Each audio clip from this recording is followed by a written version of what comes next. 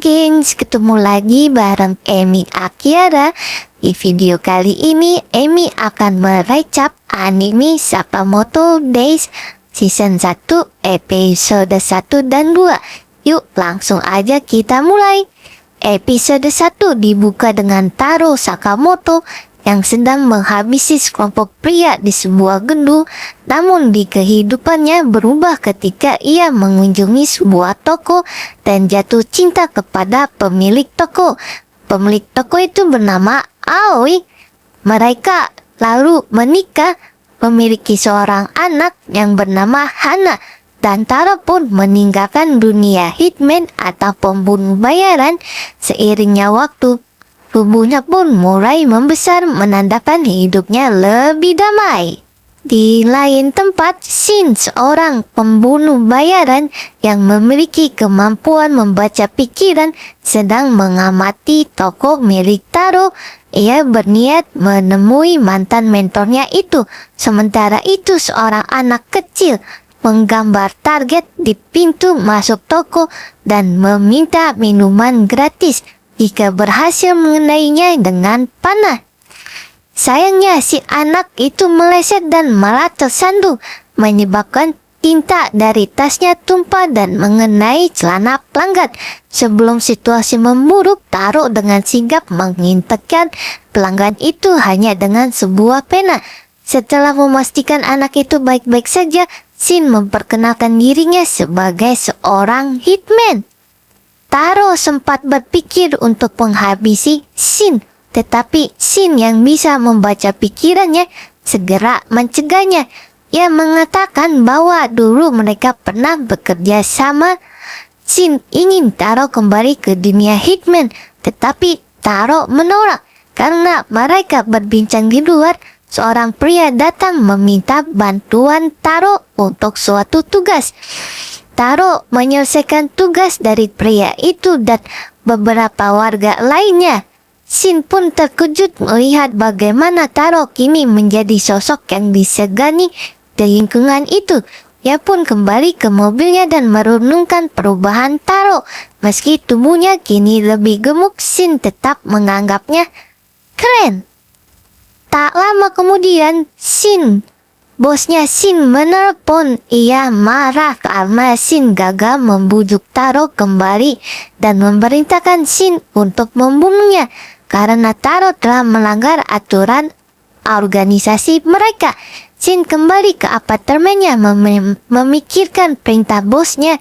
Ia merasa harus menjadi orang yang mengeksekusi Taro, bukan orang lain. Keesokan harinya, Shin masuk ke toko Taro dan langsung menembaknya. Namun dengan tenang, Taro menakis peluru tersebut menggunakan permen. Pertarungan pun terjadi dan akhirnya Shin pun kalah.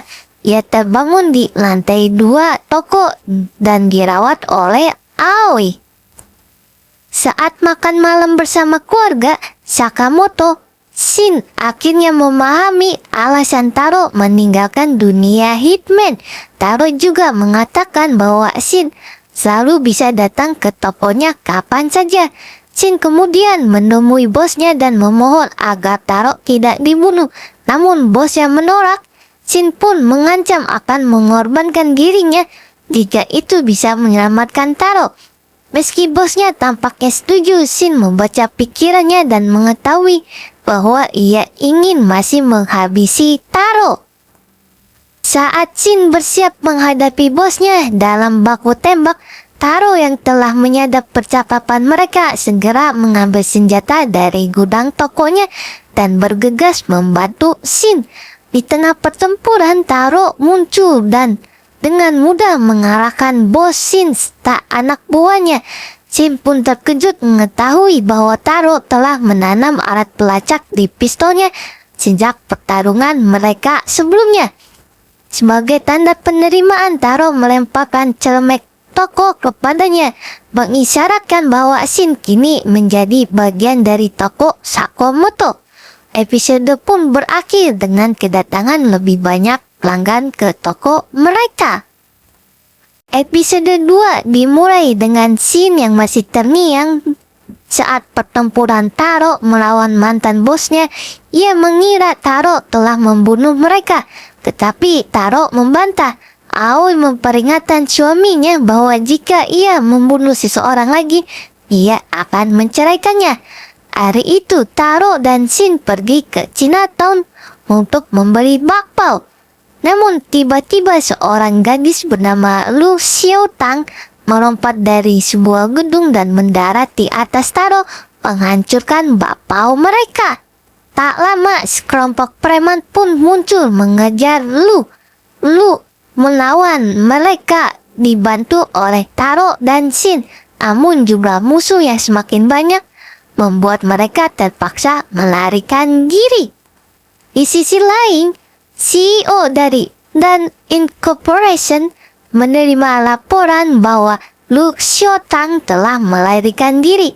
Ia mengonfirmasi bahwa kelompoknya lah yang telah membantai seluruh klan Lu. Tidak ingin Lu lolos, ia mengutus 2 pembunuh bayaran, Baco dan adiknya, Son Hee, untuk membuat kunci milik Lu, sebuah benda yang diklaim dapat memberikan kendali penuh atas pasar gelap. Sementara itu, Lu Xiaotang menjelaskan pada Taro dan Shin tentang klannya dan rahasia kunci tersebut. Mereka akhirnya tiba di atap gedung. Taro memutuskan untuk membantu Lu. Tak lama kemudian Baco dan Sol pun muncul. Baco menyerang tetapi Taro berhasil mengirimnya jatuh ke lantai bawah dengan 1 pukulan. Son meminta Lu Xiaotang menyerahkan kuncinya sambil mengungkapkan bahwa merekalah yang telah membunuh kedua orang tuanya. Lu Xiaotang pun marah dan bersiap menyerang, tetapi Taro menghentikannya. Dalam kilas balik, kita melihat Taro dan Aoi menghadiri perayaan Natal di atap gedung. Saat itu Aoi melihat darah di wajah Taro dan menegaskan bahwa ia tidak ingin hidup bersama seorang pembunuh. Ia mencoba melompat dari gedung, tetapi Taro berhasil menyelamatkannya. Setelah mereka mendarat, Aoi menetapkan aturan keluarga mereka. Taro tidak boleh membunuh siapapun lagi. Sebagai gantinya, ia harus menyelamatkan orang-orang untuk menebus dosa masa lalunya. Shin pun berganti kembali ke pertarungan. Taro dan Shin akhirnya mengalahkan Son dan Baco. Mereka lalu membawa keduanya ke hadapan CEO dan Incorporation. Lu Xiaotang, meskipun memiliki kesempatan untuk membunuh CEO, memilih untuk tidak melakukannya. Ia ingin hidup bahagia dan sadar balas dendam tidak akan mengubah apapun. Setelah membuka brankas keluarganya dan menemukan harta klan Lu, mereka akhirnya menikmati bakpao yang sempat hancur sebelumnya. Beberapa waktu kemudian, Lu Xiaotang resmi bekerja di toko Sakamoto sebagai pembuat bakpao. Ia memutuskan untuk tidak menjual harta keluarganya demi uang. Di akhir episode, kita diperlihatkan sekelompok pria yang mengawasi toko Sakamoto atau Taro.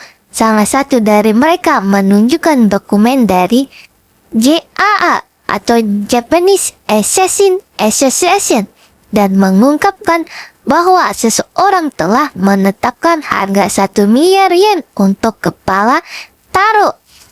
Nah, itu dia gengs, recap Sakamoto Days episode 1 dan 2. Seru banget kan? Terima kasih sudah menonton. Jangan lupa untuk like, komen, dan subscribe ya. Sampai jumpa di video berikutnya. Bye bye. Bye bye bye.